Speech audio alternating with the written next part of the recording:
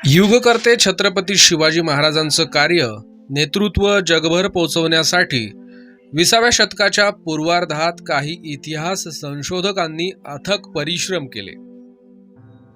British अभ्यासकांनीही मराठ्यांचा इतिहास उपलब्ध साधनांचा आधार घेत मांडला. भारतीय इतिहासकार ऐतिहासिक साधनं गोळा करून इतिहासाची मांडणी करीत होते.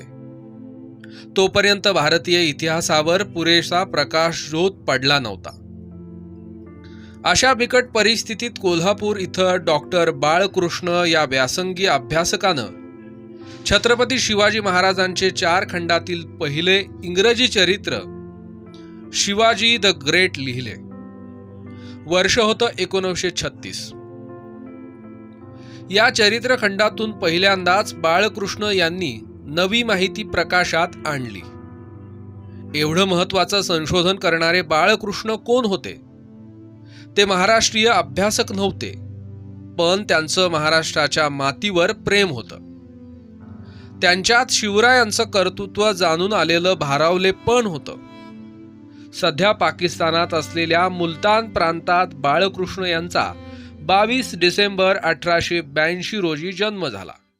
लंडनमध्ये ते PhD करायला गेले. लंडन विद्यापीठाची त्यांच्याकडं अर्थशास्त्राची PhD त्यांनी मिळवली आणि आर्य समाजाचं आणि राजर्षी शाहू महाराजांचं ऋणानुबंध त्याच वेळेला चांगले भक्कम आणि घट्ट झालेले होते. आणि कोल्हापूरचं जे राजाराम कॉलेज आहे ते राजाराम कॉलेज चांगल्या पद्धतीनं चालवावं ह्याच्यासाठी आर्य समाजाकडं द्यावं अशी शाहू महाराजांची इच्छा होती. आणि आर्य समाजानं त्यावेळेला शिकलेली माणसं खूप कमी होती. ते शाहू महाराजांची निवड होती की त्यांनी बाळकृष्णसारख्या अर्थशास्त्रातनं PhD लंडनमध्ये झालेल्या माणसाला बोलवलं आणि आर्य समाजाकडे ते कॉलेज द्यायचं ठरवलं.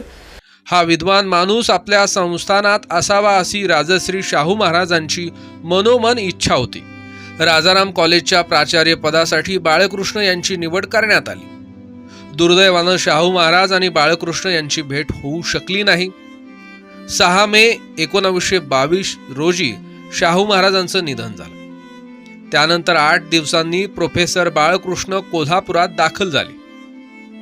1922 ते 1940 अशी तब्बल 18 वर्ष ते राजाराम कॉलेजचे प्राचार्य होते. व्यासंगी शिस्तप्रिय बाळकृष्ण यांनी कॉलेज नावारूपाला आणलं. यशवंतराव चव्हाण यांच्यासारखे अनेक विद्यार्थी घडवले. छत्रपती शिवाजी महाराजांच्या पराक्रमानं बाळकृष्ण भारावलेले होते. शाहू महाराजांचे सुपुत्र छत्रपती राजाराम महाराज यांनी बाळकृष्ण यांना शिवचरित्र लिहिण्यासाठी प्रेरित केलं. सगळ्यात मोठं आणि आधारावर लिहिलेलं 1650 पानाचे 4 खंडातलं शिवचरित्र आहे. त्याचं नाव आहे Shivaji the great. Shivaji the ग्रेटचे 4 व्हॉल्यूम आहेत. कोल्हापूरमधल्या म्हणजे खरं तर ते मुलतान पंजाबमधले म्हणजे आजच्या पाकिस्तानमधला माणूस लंडनमध्ये जाऊन PhD करतो. कोल्हापूरमध्ये येऊन तो प्राचार्यपदावर राजाराम कॉलेजसारख्या त्यावेळेच्या नामवंत कॉलेजची प्राचार्यपद सांभाळतं. आणि त्याचबरोबर कोल्हापूरमध्ये आल्यानंतर त्यांना ह्या सगळ्या महाराष्ट्र कोल्हापूर आणि त्यावेळेला महाराष्ट्राचं राज्य नव्हतं, पण हे सगळा जो भाग होता बॉम्बे प्रेसिडेन्सी आणि हे आणि कोल्हापूरचं छत्रपतींची गादी, त्यांना उत्सुकता लागली की व्हॉट इज शिवाजी, म्हणजे शिवाजी म्हणजे काय. आणि त्यातून त्यांनी अभ्यास करायला सुरुवात केलं. आणि त्या अभ्यासातून त्यांच्या आयुष्याची शेवटची 10 वर्ष बाळकृष्ण काही खूप जगले नाहीत. 50 वर्षाचंच त्यांचं आयुष्य होतं, 50-52. तर त्यांच्या आयुष्याची शेवटची 10 वर्ष ही पूर्णपणे हे शिवचरित्राचा अभ्यास करणं आणि ती साधनं जमा करणं सगळी शिवचरित्राची आणि ते लिहिणं ह्याच्यामध्ये गेली. राधानगरीतील कृष्णकुंज या बंगल्यात त्यांनी शिवाजी द ग्रेट ग्रंथाचं लेखन केलं. हा इंग्रजी चरित्र ग्रंथ 4 खंडात आहे. पहिला खंड शिवजन्मापूर्वीचा म्हणजेच शहाजी महाराजांचं कार्य सांगणारा. दुसरा आणि तिसरा खंड शिवाजी महाराजांच्या कार्यावर आधारित आहे. तर 4थ्या खंडात बाळकृष्ण यांनी शिवचरित्रावर परिपूर्ण चर्चा केली. ही विद्वत्तापूर्ण चर्चा महाराजांच्या जीवनाचे निराळे पैलू सांगते.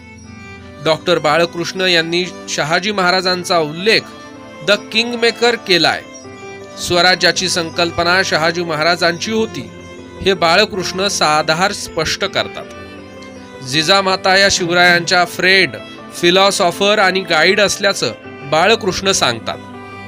शिवाजी महाराजांच्या युद्धनीतीवर, प्रशासनावर आणि लष्करी धोरणावरही बाळकृष्ण यांनी सविस्तर लेखन केलं. फादर ऑफ इंडियन नेव्ही अर्थात भारतीय आरमाराचा जनक अशी उपाधी शिवरायांना सर्वप्रथम बाळकृष्ण यांनीच दिली. शहाजी महाराजांचं महत्त्व ओळखणारे, शहाजी महाराजांच्या इतिहासाची साधनं संकलित करून ती अगदी उत्कृष्ट पद्धतीने मांडणारे म्हणजे प्रोफेसर बाळकृष्ण आहेत. आणि त्यानंतर त्यांनी 2 खंड शिवचरित्राचे लिहिले. म्हणजे शहाजी महाराजांचा पहिला खंड आहे तो शिवचरित्राची पार्श्वभूमीचा आहे आणि दुसरे 2 खंड आहे ते पूर्ण शिवचरित्राचे आहेत. आणि 4था खंड त्यांनी रसग्रहण शिवचरित्राचं करणार आहे तो Shivaji the man and life म्हणून. म्हणजे शिवाजी महाराज काय होते. आणि ह्याच्यातून मी खूप आता आपण अभ्यास करतो म्हणजे वाचावंच लागतं आपल्याला. बहुतांशी जी सगळी उपलब्ध शिवचरित्र आहेत आत्तापर्यंतची ती सगळी आपण वाचलेत. पण शिवाजी महाराजांची महानता ओळखणारा हा बाळकृष्ण हा पहिला संशोधक आहे असं माझं मत आहे. बाळकृष्ण यांनी डच, पोर्तुगीज, फ्रेंच यांच्याकडील कागदपत्र अभ्यासली. त्यांचा इंग्रजी अनुवाद केला. इतिहास लेखनाची कडक शिस्त पाळत पानापानावर संदर्भाच्या नोंदी देत चरित्र ग्रंथाला विश्वासार्हता मिळवून दिली. म्हणूनच हा ग्रंथ अभ्यासल्याशिवाय शिवचरित्र लिहिणं शक्य नाही. कपोल कल्पित आणि एकांगी लेखनाला बाळकृष्ण यांचा विरोध होता. अस्सल ऐतिहासिक पुरावे अभ्यासातून निष्कर्षांपर्यंत पोहोचवण्याची त्यांची संशोधकीय शिस्त होती. शिवाजी महाराजांच्या जीवनाचं समग्र दर्शन घडवणारा हा पहिला चरित्र ग्रंथ जगभर पोहोचला.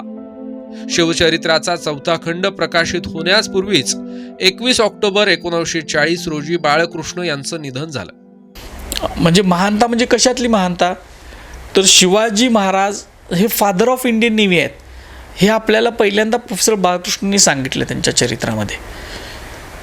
जिजामाता ह्या शिवाजी महाराजांच्या फ्रेंड, फिलॉसॉफर आणि गाईड आहेत हे सांगणारा माणूस प्रोफेसर बाळकृष्ण आहेत.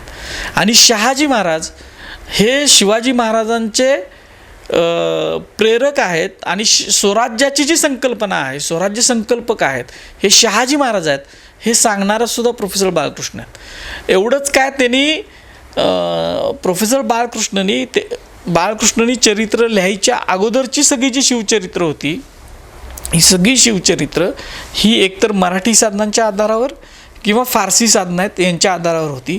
पण बाळकृष्णांचं चरित्र जे आहे ते परकीय साधनंसुद्धा त्यांनी रेफर केलेत. म्हणजे डचांच्याकडची त्यांनी साधनं मिळवली, ती भाषांतर करून घेतली. त्यांनी पोर्तुगीजांच्याकडची साधनं मिळवली, त्यांचं भाषांतर करून घेतलं आणि त्यावेळेला लांबून करून घेतलेले आहेत. त्यावेळेला इथं आता आपल्याकडं सगळंच उपलब्ध आहे. अनेक विद्यापीठांमध्ये अनेक भाषांचे तज्ज्ञ आपल्याला मिळतात. म्हणजे आपल्याला डचचं मिळतात, पोर्तुगीजचे मिळतात, फारसीचे मिळतात. कुठली जगातली भाषा नाही, रशियन, फ्रेंच काही असते सगळं मिळतं. म्हणजे आपल्याला सहज मिळतं. पण त्यावेळेला त्यांचा पत्रव्यवहार त्यांचे जे प्रस्तावना लिहिले त्यात आहे की त्यांनी त्यावेळेला लिस्बन असेल तर तिथल्या लोकांशी संपर्क करून ती कागदपत्र भाषांतर करून घेतलेली आहेत, परत ती क्रॉस चेक केलेली आहेत.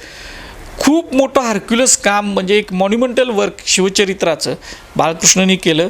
बाळकृष्ण रायगडला गेले त्यावेळेला त्यांना दमा होता, ताप येत असतानासुद्धा या माणसानं म्हणजे शरीरात 103, 102 ताप असतानासुद्धा त्यांनी ते चरित्र लिखाणाचं काम केलं शिवचरित्राचं. आणि पहिले 3 खंड ते हयात असताना कर्ज काढून प्रकाशित केले ते लोकांपर्यंत शिवचरित्र चांगलं जावं. कारण तोपर्यंत आधारावर जदुनाथ सरकार सोडले तर आधारानं लिहिलेलं शास्त्रीय भाषेत लिहिलेलं शिवचरित्र उपलब्ध नव्हतं. आणि सरकारांचा सगळा जोर आपल्याला माहीत आहे फारसी साधनांवर होता. मराठी साधनांना ते दुय्यम समजत होते. पण यांनी सगळी साधनं वापरून लिहिलेलं हे चरित्र हे आजही संशोधकांना अभ्यासनीय आहे. त्यातली जी मूळ काही साधनं छापलेली आहेत बाळकृष्णांनी आणि तिचं भाषांतर छापलेलं आहे ते रेफर केल्याशिवाय आजही आपण पुढं जाऊ शकत नाही.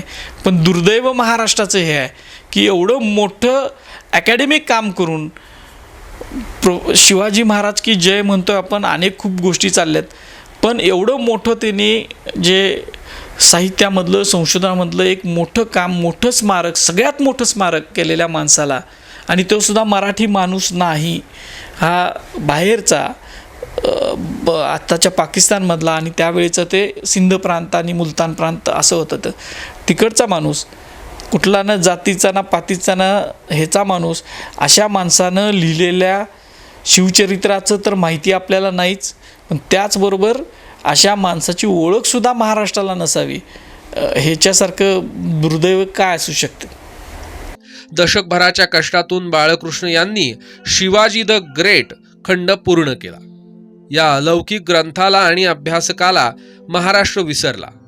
नंतरच्या काळात काल्पनिक इमल्यांवर शिवचरित्र रचणाऱ्या इतिहास लेखकांची संख्या वाढली, तर दुसरीकडे बाळकृष्ण यांच्यासारखा प्रतिभावंत इतिहासकार उपेक्षेच्या अंधारात गडप झाला.